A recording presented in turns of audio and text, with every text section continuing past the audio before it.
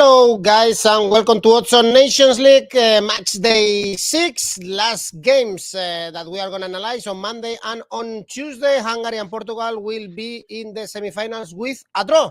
Dani, Fisichella, Alvaro, Romeo. Hello, guys. Ciao. Ciao. Hello. So remember to comment the video with us. Very soon we will be back with the clubs, of course, with all the we have this last video for the Nations League, so comment the video with us, press the like, subscribe to our channel, very close to the 10,000 subscribers. And now let's go on with the show.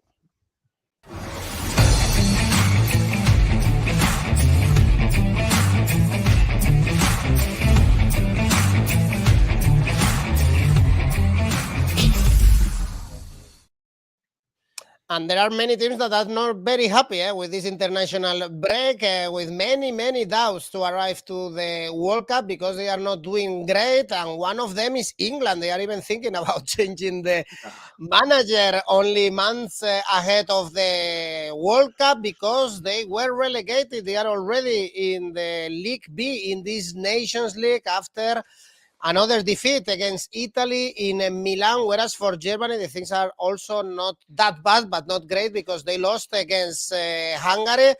You both live in the UK. You both know. Dani, how is the situation then? The criticism around Southgate. In my opinion, he was never a top manager, but he did, of course, a good job in the World Cup with England.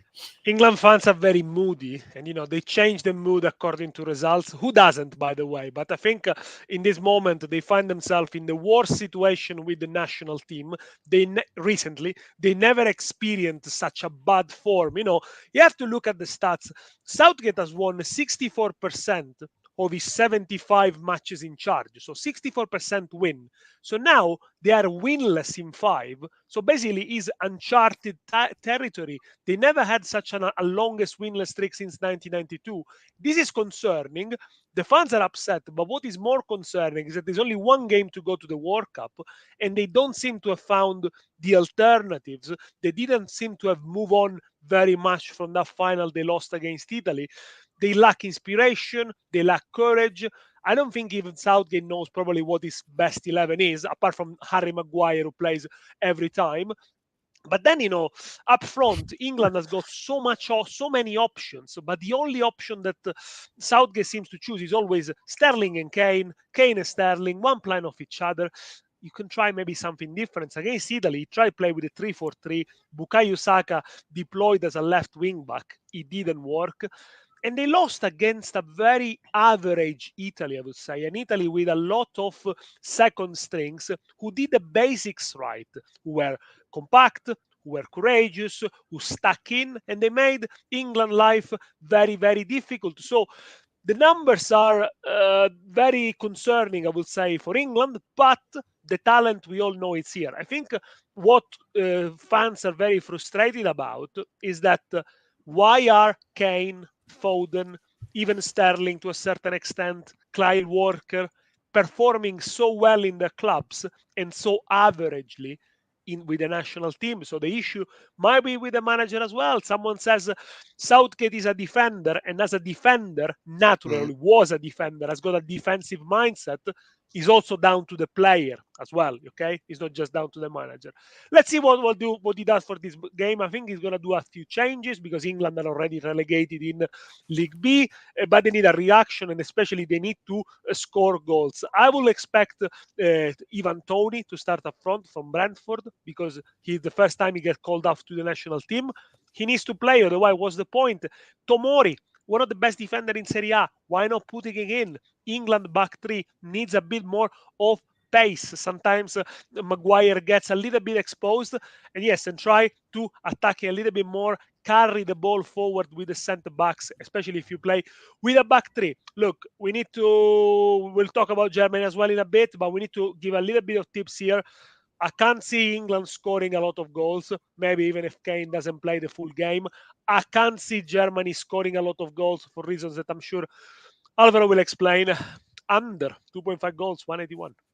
Actually, someone was suggesting here both teams to score, and be careful because, for instance, in the last game, none of the teams score, and they both have problems with that. The odds for Germany, Alvaro, are very tempting, around over 3.0, and it's another team that changed with Hansi Flick, but they also need to get a good result before the World Cup because they got important defeats against North Macedonia, against Hungary in this way to Qatar. They did. I am not going to back the full-time result at all because I think that maybe we are not realizing of how leveled European football is. But follow me on this very quick sequence. I mean, this is Euro 2020, which happened in 2021, last summer. We go to the last 16 round, and you see that France and Switzerland draw 3-3. Switzerland goes through in penalties. You go to the quarterfinals. That Switzerland plays against Spain. They draw 1-1. Spain goes through. Spain goes to the semi-final, plays against Italy. Eventually the champion, eventually out of the World Cup. Italy and Spain draw again. 3 draws in a row. You follow me. Italy goes to the final against England. They draw again. England loses the Euro final at Wembley. Italy gets crowned the European champion. Fast forward 1 year, Italy is out of the World Cup. England is relegated in the Nations League, the two finalists of the Euro 2021. You travel to South America. Brazil has recorded their best ever qualification for the World Cup. Argentina hasn't lost a single game in the CONMEBOL qualifiers either. This is the situation of football right now. And if you go to the current Nations League, which is very leveled as well, you see that Croatia and Netherlands, they are already in the playoffs, but it could have been Belgium, it could have been France. They are not. France is not in the playoffs. Relegation for England, for Wales, and maybe for another top side. So this is the situation in European football right now. It is very difficult to predict what's gonna happen. And yet, in day 1 and day 2 of the Nations League, I don't know if Daniele is keeping his own records, but I won. I got a positive money won in day 1, day 2. Day 3 was a disaster because the Netherlands and Belgium offered a very weird game in which they only ended up 1-0, even though the Dutch had endless chances to kill the game. And then there was even a crossbar bicycle kick in the end of the game for the Belgians. So European football has become a very difficult ground to bet on. But what is for sure is that England and Germany have to offer a very good display right now ahead of the World Cup, especially England, because Daniele said they are 5 games winless. And I think that even fielding a player like Ivan Toney is no longer such an option because England has high demands right now. They really have to win a game before the World Cup, because otherwise going into the World Cup in this form would be very bad and will be perceived as a disaster or as a very, very bad place to start from for Gareth Southgate. So I think that England is going to field a very strong side against the Germans because they have to win. So if they field a very strong side, I'm going to back one individual market, Harry Kane, because Harry Kane the other day, even losing against Italy, he got a couple of very good chances that Donnarumma stopped superbly, by the way, in the second half. So I think that England are going to try to win this game and they're going to try to attack a bit more. Harry Kane to have 1 or more shots on target in the first half. I like this one, 1.8. Or Harry Kane to score or assist, 191. I like this one too. But if I have to go to the collective market, to the team market, I will say both teams to score 175. I like it. I am totally aware that Germany needs also a good result, and I think that they are going to attack. But what happened in the Euro, I think that confused many English people because they thought that the progress of England was going to be linear. World Cup 2018, we reached the semi-final. Euro 2020, we reached the final. Now the sky is the limit. No, it's not like that. England in the Euro 2020 wasn't such a good team. They had 2 very rigid midfielders, in my opinion. Declan Rice 2 years ago wasn't the player he is now. Calvin Phillips is a very rigid midfielder. I still can't work my head around why Manchester City signed him.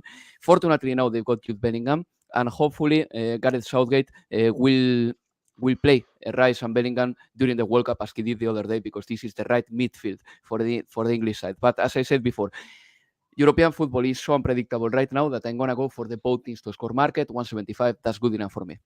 Do you praise Germany, Dani? What is your opinion about this Germany? Very with Flick? difficult period for Germany. I think is also highlighted by the fact that a lot of Bayern's player not having a great moment at the time. Is a bit up and down. Gnabry against Hungary was awful. He was substituted at half time.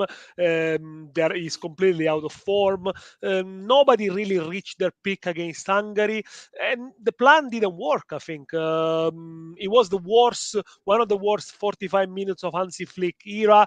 And there is a stat that is really telling about Germany against Hungary: 73% possession, 800 passes against 300 of Hungary, sterile dominance. In the end, if you go expected goals, it's the same. So they had the ball twice as much, almost 3 times as much, didn't produce much. There is something, Edu, that has to be said here. There is a line of thought that is very implemented in Germany that says that whenever Bayern doesn't do well, Germany doesn't do well either.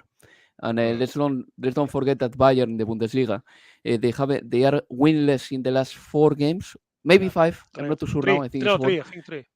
3. Oh, well, there you go. Still, 3 draws and a defeat, something like that. Yeah. It's unusual for them. Bayern with Nagelsmann. So, I think that this is telling a little bit the story as well, even though I think that they've got a terrific team and they've got some of the most technical midfielders in Europe with Gundogan and with Kimmich especially. And then, a player like Goretzka is offering physicality. But many players, Kimmich, Müller, even Hoffmann, they coincided in their diagnostic of what happened the other day. And they say that the first half was really flat, really bad, and they have never played so bad under Flick. So yeah, I tend to agree with the German players. They did very bad against Hungary the other day. Plus a few absentees: Rudiger, Neuer, Goretzka, Royce. Consider that as well. It's been a while also with Germany that they've been a bit pessimistic. Usually they give the best in the big tournaments, but in the last time with Lowe and also with Flick, they are not getting the results they are used to get, especially with the good squad, of course, that they have. This game is very important for the pride. England-Germany is always a classic in the history of football, but the important one for the standings is Hungary-Italy, because here we will see one of the teams that go through to the semifinals. With Hungary, a draw is enough. They are a surprising team. We received a comment that we should start not underestimating Hungary, especially when they are playing against top teams, because they always deliver. They are good at sitting back, hitting in the counter. They have problems to qualify for the World Cup because they are playing teams at their level. Dani, do you think Italy can win in Budapest? You said that they are very average, that you didn't like them a lot in the English game. What is the hype, the atmosphere in Italy ahead of this game? There is a little bit, tiny bit. England never has to be underestimated. It's always a big result, no matter how it comes. But it's true that it's an Italy side that it's not extremely exciting. There are a lot of big players. Some players who got injured, so they're not with the national team. The least one is Immobile.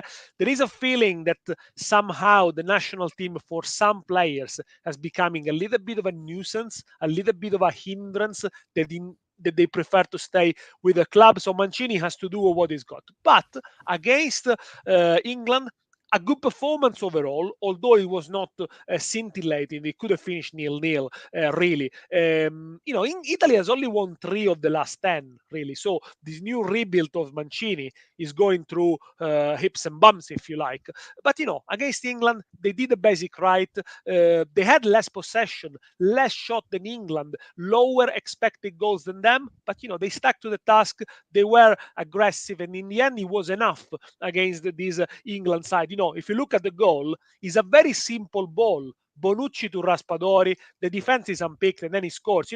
That ball, it's 2016 football. If you look at the Euros 2016, Italy scored a couple with Conte. So it's not like anything too difficult, really, if you like. But, great technique from Raspadori, which, by the way, is in good form, already 4 goals since his debut. And I think with Scamacca, because they played together at Sassuolo, there is a little bit of a partnership. They pass the ball to each other very well. Now, Italy beat Hungary in June. They beat them 2-1 in the Nations League, and they were better. They were better than Hungary for at least 60 minutes. The Hungarian goal was an own goal. But of that formation that beat Hungary in June, only 4 players are going to start on Monday. So there's going to be a lot of changes as well.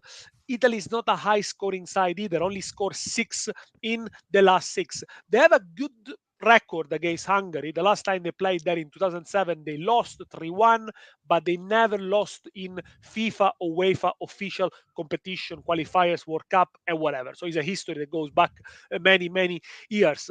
Can they win it? I think they can, because football is weird, you know. We missed out on World Cup, and maybe we might win the Nations League group and go to the Nations League final in the summer. It doesn't change a bit the disappointment for not being at the World Cup and having to watch it on TV. But, you know, sometimes, you know, football, what comes around goes around. You know, if you say, oh, what goes around comes around. I don't know what is the correct one. Anyway. Careful with Hungary, though. Managed by an Italian, by the way, Marco Rossi. He got them really, really, really organized. They got a couple of key players missing, especially Salah and Nagy, but it didn't show against the German. Both to score. Because if Hungary scores, Italy has to go for it. If Italy scores, Hungary are out. So both to score, 198. Both are out of the World Cup, and it's funny how bookies also underestimate Hungary with the odds for these games. And one, Marco is already suggesting double chance for Hungary, but also, Alvaro, if we see the outright market to win the Nations League, even Italy is ahead of Hungary. And remember, Hungary with a draw, they will be in the semifinals. They will be in the semi-final, and it will be a really good achievement for a team that won't play the World Cup. Even at the Euros, Hungary was a very good side, and they were competitive, even though they didn't make it through the group stage. But yes, if I have to say guilty, here I am. I say guilty. I really thought that Hungary, in a group with Italy, England, Germany wouldn't make it. And look, they just need the draw to be in the playoffs, in the final four, which is very impressive. And the side, you know, has done things that probably we don't praise enough, because, you know, football goes very fast, and we're already thinking about the next game. But they haven't conceded a single goal at home against Germany and England over the last 2 games, which is pretty impressive considering the talent that England and Germany have up front. They are the big surprise in this group, for sure. Italy has to win to top the group, but at the same time, when Italy has the urgency to win, normally they struggle a little bit. I don't want to refer to the North Macedonia game, but of course it's the closest memory we have. And you know, Italy, is true that they beat Hungary in the reverse fixture, but now this is different. I believe that Italy has never won in Hungary. Or definitely not over the last 50 years, that's for sure. So, you know, maybe this is not so easy for them. Going to the full-time market again, I don't think it's a great idea, because in this Nations League we have seen so much disparity between our predictions and what really happened, that we were much more likely to get it right if we went to the goals market, to the cards market, to the corners market, which is what I'm gonna do here. I like the Asian handicap plus 0.25 for Hungary in the first half. This is some sort of full-time, yes, but at the same time, I'm committing myself only to the first half, because I think that the Hungarians are going to defend very well at the beginning of the game. They've been, again, keeping clean sheets against the English side and the German side over the last 2 games. So why not to think that maybe in the first half they offer a very competent defensive display. So Asian handicap plus 0.25 for Hungary in the first half, 178. I like it. And since the game is going to be a little bit nail-beating, because for Italy this is important, and the Hungarians, they are playing at home, I like the over 4.5 cards here. I think that this can be a little bit fierce at some point. So that pays 191. They will be fighting to top the group and qualify for the semifinals. Let's move on to the next group. We go to Group 2, and here we have Portugal and Spain fighting to get into the semifinals. With a draw, Portugal will be top of the group because they destroyed the Czech Republic away. Also, Cristiano Ronaldo's face was destroyed, by the way. And Spain lost at home against Switzerland. Talking about pessimistic thoughts, Alvaro, we have to go also to Spain, because people are complaining about Luis Enrique leaving out some important players in the game against Switzerland and in the list of these last games in the Nations League. There are many criticism always, to be honest, around the Spanish national team, but the defeat against Switzerland also, the alarms went off after that game, and now they have a tough test. It will be very tough if Spain get a really bad result against Portugal, something that, in my opinion, is very likely because Portugal is a great team. It will be tough to go also it will be tough for Spain to go to the World Cup in this situation, in this atmosphere.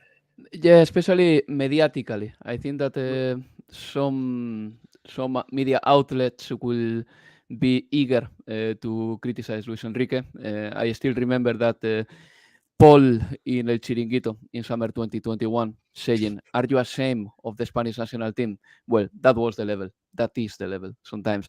But anyway, talking about the Spanish national side, look, I said in my previous video that one thing I didn't like is that Luis Enrique, sometimes I think that not picking the best players, but picking the most diligent players, sometimes he debilitates the Spanish side. And I number a few Spanish players that, in my opinion, should be in this squad. Okay, and I repeat this again. I think that Luis Enrique is prioritizing diligence, over competence, which is not always good, because it's true that you need players that do exactly what you ask them to do. The best example of this probably it's a player like Eric Garcia or Sarabia, but at the same time, it's very important that you pick players that they are very competent. And there are more competent players in Spain than Eric Garcia, and probably more competent players than some others that are in the squad right now. I'm talking, for example, about Thiago Alcántara or Fabián Ruiz, but especially Thiago. I think that Thiago, now that he's injury-free, he's sensational, and he should be in this list. And Íñigo Martínez, same things applies for them. You say Nacho, Edu. I don't say Nacho because I think that he's not going to go, so it's time to move on. The same thing with Yago Aspas, even though I think that they should be there. And this is what worries me about Spain. The fact that we don't have so many top players. So you'd better pick the best ones. And if tactically they don't do everything you ask them to do, well, you will have to adapt to them a little bit as well. I think that Luis Enrique wants players that adapt to his system 100%. And sometimes, there are some players that don't adapt so well to your system, but they are fantastic. And you have to bring them. I'm sure that when Italy in 1994 had Roberto Baggio, maybe for a man like Arrigo Sacchi, it was better to have someone with a little bit more of a tactical savvy. But at the same time, Roberto Baggio was the best player in Italy in 1994. This is my logic here with Spain. The other day, the defense didn't work. We conceded 2 goals in set pieces. I think that Pau Torres was way worse than Eric Garcia. Pau Torres was very bad. He has never delivered for Spain. And then the midfield was a disaster, to the point that Pedri was subbed in the 62nd minute, and Luis Enrique recognized that they didn't have any accuracy in the pass. Well, if Spain is not accurate when passing the ball, then what do they have left? This is a team that is soft in their own box and is very soft in the opponent's box as well. So, it wasn't nice what happened against Switzerland. Hopefully, it will be just one mistake and they will move on from that. Portugal, on the other hand, look, they've got all the firepower that Spain doesn't have. That's for sure. The other day, Cristiano Ronaldo didn't score, but they found the scorer in Diogo Dalot, who scored the brace, by the way. Bruno Fernandes, of course, he's one of the best scoring midfielders in the world. And even Diogo Jota, who we got to know that he's going to have a second baby, because his celebration was with the ball under his jumper, under his kit. Well, Diogo Jota scored the goal. Portugal are going to be the favorite for this game, I think. They just need a draw. And this win for Portugal was very important too, in my opinion. Not very important, but slightly important, because having beaten the Czech in the previous game, they know that they will be in the pot 1 of Euro 2024 qualifiers. And this is kind of important because they are going to possibly avoid better opposition for the qualifiers of Euro 2024. So it's a good moment for Portugal. Spain hasn't beaten the Portuguese in Portugal since 2023, and the second time we beat them before was in 1934. So it is not easy for us to play in Portugal. I'm going to go for the following. I think that Portugal can score over 1.5 goals, so 2 goals or more in this game. I really think they can. Portugal to score over 1.5 goals, 2.5. But if this is too risky, in your opinion, I've got 2 more markets that I like here. This is my favorite game to bet here in this video. Over 4.5 cards, 185. I like this one too. Intense game, again, like the previous one we analyzed. And both teams to score, 185. Even though this one, I'm a little bit more doubtful because Spain is having plenty of issues when it comes to scoring. But of course, they are going to dominate. I'm pretty sure about that. So maybe both teams to score for you is a good market. But as I said before, over 1.5 goals for Portugal, 2.5. They really know each other, Dani. These two teams, as Marco is saying, the last 4 games were draws, by the way, between Portugal and Spain. They know each other very well, and I think they match each other as well for technical abilities. Against the Czech, Portugal was fantastic, a great display. Even if it was one of the worst nights for Ronaldo, no matter for the accident with his nose, but also he gave out a penalty. He didn't look out of form really, but doesn't matter because they got Leao, who is in great form. Even at the back, Mario Rui is one of the best left back in the Italian Serie A at the moment. The return of Jota is very important for both Portugal and Liverpool. He gives them something else. Still waiting for João Felix. So things are looking up really well. Probably the best team in League A at the moment is Portugal. Spain, Alvaro break it down very well. The problems, we all know them at the back, the midfield, and watching the game against Switzerland, a lot of possession for Spain. They kept the ball a lot, 75 possession against 25 possession. But, in the end, they didn't create much. The Swiss had a better expected goals ratio than Spain. So it's a sterile possession. Okay, Spain misses a lot of good strikers. Oyarzabal, Ger Moreno, Morata. Maybe you need that kind of reference as well. I'm not sure the false nine with Torres, with Asensio, how well he worked. You need something else there. But there is an issue, of course, of scoring. They scored 19 in the last 11, Spain, but 5 were against Iceland in a friendly. So you can't really trust Spain to score. Alvaro. No, just very quickly, you're right, Daniele, and I want to point out that Spain is a team that sometimes, since they always dominate the game, and this is something very distinct of my country, sometimes they've got one of these games in which every striker is kind of tuned up and they end up scoring. It happened in the Euro as well against Croatia. It happened against Slovakia, 5 goals in each game. But then it is very common that Spain goes for 5 or 6 games in a row, only scoring 1. Because they've got a massive problem with the scoring. So if we take obviously the last 20 games and we count together all the goals they have scored, you will say, okay, it's all right.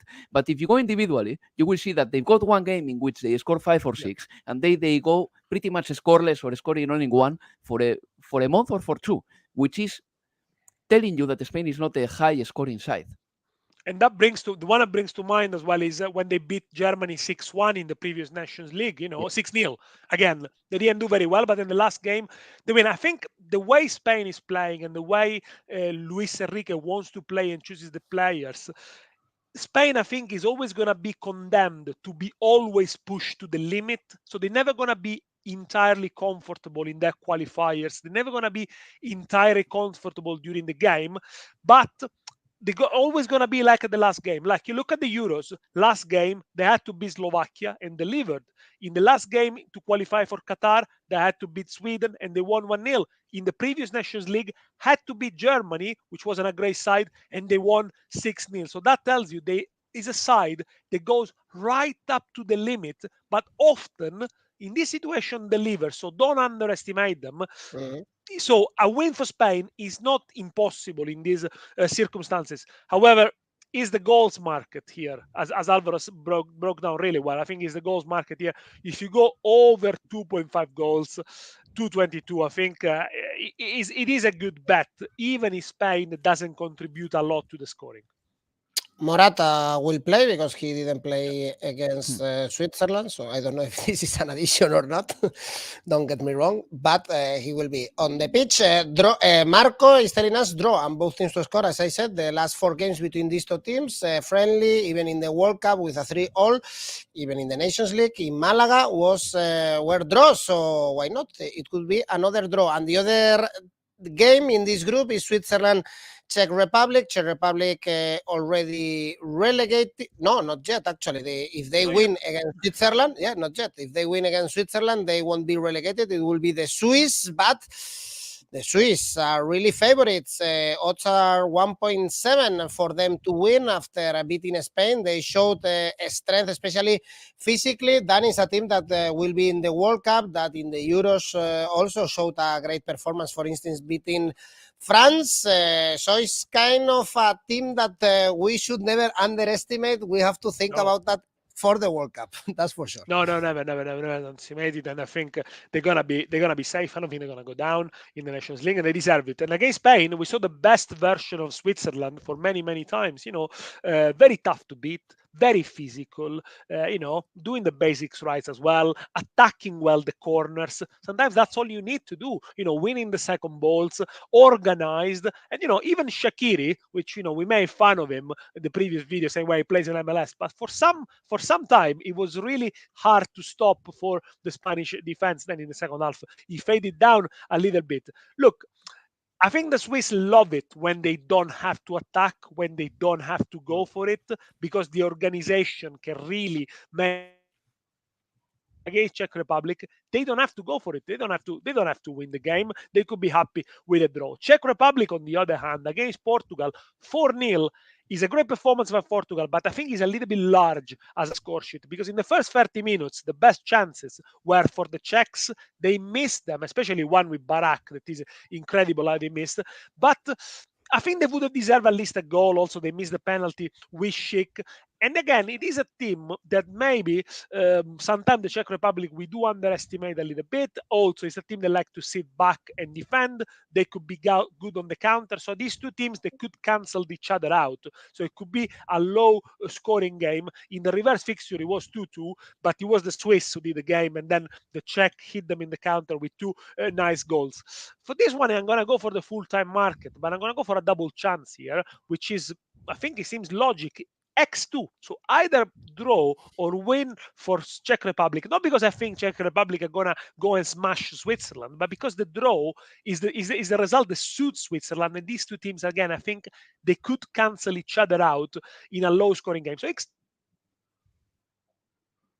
not many goals, Alvaro. In your opinion, surprise as well for the Czechs? A little bit. I think that they are worse than Switzerland, and definitely worse than Spain and Portugal. So, I think that the Czech Republic, well, they lost the other day. They deserve to lose. They have to win not to be relegated. They'd better have the best possible version of Patrick Schick, because the other day he came back and he took a terrible penalty. I don't know if you watch it. He missed it. And, very far. He took it over the crossbar, but with no faith at all in scoring that penalty. And Switzerland, look, the other day I kind of like them, but the thing is that for me, and I don't know if that happens to you guys, but I find it very difficult to judge Spain's opponents because they barely touch the ball. So you have to judge them on the set pieces, and you have to judge them in the counter attack. But you don't know actually if they are having a very good day with the ball, if they are having a very good day in possession, if they are having a very good day in accuracy, because anyone that plays against Spain gets dominated. Then winning or not, it's a different story. But I have seen so many games in which Spain has played against good players, like Thomas Soucek, like Mbolo, and I don't even know if they have played well or not. I don't know if they had a good day or not, because Spain cancels you out in many ways, even though you can beat them, of course. So what Switzerland did the other day was a good display of professionality. And then they took their chances when they had to in the corners. And that is about right for me. I think that was what Joachim wanted, the manager. Here, the Swiss, they just have to keep the draw just to stay one more year in the A-League, which is good for them and for their reputation, and because they have to compete against the best ones just to be ready for any challenge. So it would be very healthy for them to stay here. I think that Switzerland, I disagree a little bit with Dani. I think that, yes, the draw is good enough for them, but I think that they are going to win just because I think that they are slightly better than the Czechs right now. And they got a player, Mbolo, by the way, who is one of my, from all the underground players or B-level players in European football, he's one of my favorites, the Monaco player. And I think that he can do very well. He's very good. His progressive runs with the ball are normally unstoppable. So Switzerland to win 169. I like this one. And somebody was asking before, what about the corners market for Spain, Portugal? Well, that's a little bit more unpredictable for me. But here, the corners market, I think Switzerland may attack a bit more, because they are at home. So Asian handicap corners -2 for Switzerland, 182. I like this one as well. I think that this may happen. Mili going for Czech to score first. Marco, Czech Republic, double chance, as Dani is saying, over 5 first half corners. Also for Mili, the bookies don't expect goals. Under 2.5 goals pays only 1.7. Over 2.28. So with a draw in this game, Switzerland will stay in this category of the Nations League. And the next time we are going to analyze the national team's football, finally is going to be the World Cup. Before that, which one is your favorite bet, Alvaro? My favorite, none of them.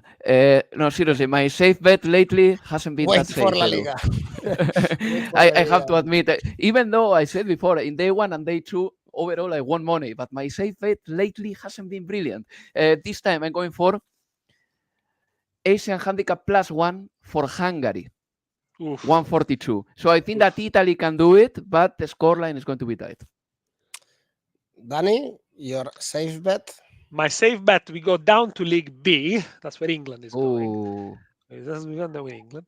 Ireland to beat Armenia at home in Dublin, 143, because Ireland need to avoid relegation, so they cannot afford to lose this one. Ireland to beat Armenia, 143. Against the Scots, they were not too bad. I think actually Ireland is having a good spell. Some few very good, interesting young players. I like it, Dani. Armenia need to win this one, not to be relegated. It's very tough to bet in this Nations League. We are saying this all along. We are trying our best. And there is Dani, a war in ACCA? Armenia. There is a war in Armenia Of course, yeah, it's been a while. right now. So, you know, it's pretty. It makes it even tougher to bet. Sorry for. It's Caparrós being still there, right? I think so. Yeah. Sorry for being so superficial, but when a country is in war, normally they are even more unpredictable as in sporting terms. Dani, your ACCA? Okay, Georgia Asian handicap -1.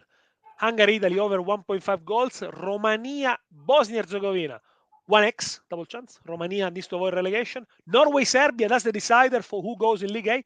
X2. Serbia not gonna lose in Norway despite Erling Haaland, but they got Mitrovic anyway. Total odds 436. This Norway-Serbia is a very good game. Actually, they are fighting to get promoted. Bosnia is already promoted, by the way. Yep. So, Alvaro, your bet? ACCA? I like that Dani picked Norway, Serbia, because I'm going to pick them as well. Okay, let's go with it. Asian handicap plus 0.25 for Hungary in the first half. Over 0.5 goals for England. So England scoring one goal or more. Switzerland to win. Norway, Serbia over 2 goals. Altogether 6.05. Why Norway, Serbia, by the way? Because Haaland has scored 6, Mitrovic has scored 5 in this Nations League. I think that these strikers can definitely make it again this start of the week. Well, next time we see each other, it will be with the Serie A, with La Liga. Games, I guess, more exciting than this one, but still, there are good games on Monday and on Tuesday. Let's enjoy them. Thanks, guys, for being with us. Still, leave your comments about the Nations League, your tips, and don't forget to press the like and subscribe. See you guys. Ciao. Bye-bye. Ciao. See you. Ciao.